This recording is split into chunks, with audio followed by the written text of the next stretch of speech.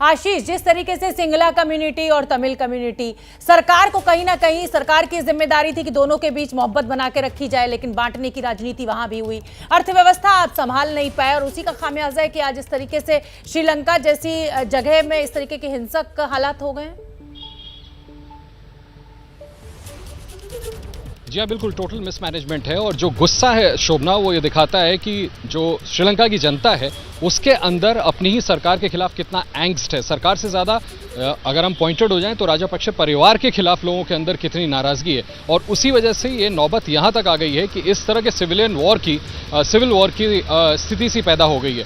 बड़ा दिलचस्प है शोभना, आज जो भारत ने प्रतिक्रिया दिया है उसको भी देखना। आपको याद होगा कि ईस्टर्न टर्मिनल पोर्ट को लेकर के जब भारत वहां पर जापान के साथ मिलकर के इस पे काम कर रहा था, लोकल श्रीलंकन्स ने उसका प्रोटेस्ट किया था। काफ़ी एंटी इंडिया फीलिंग्स भी वहां पर पैदा हो गई थी, जिसको देखते हुए फिर श्रीलंका की सरकार को ही उसे रद्द करना पड़ा था और भारत को वेस्टर्न पोर्ट पर काम करने का ऑफर दिया गया था।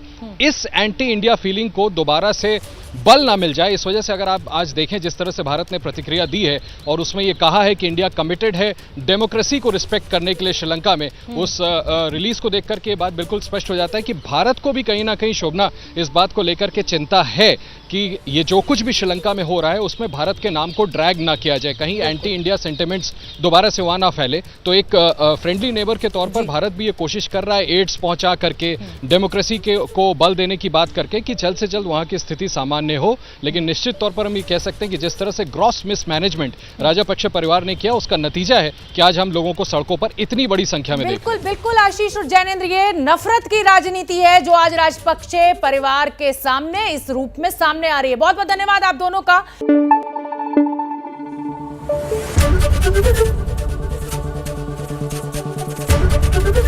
एबीपी न्यूज आपको रखे आगे।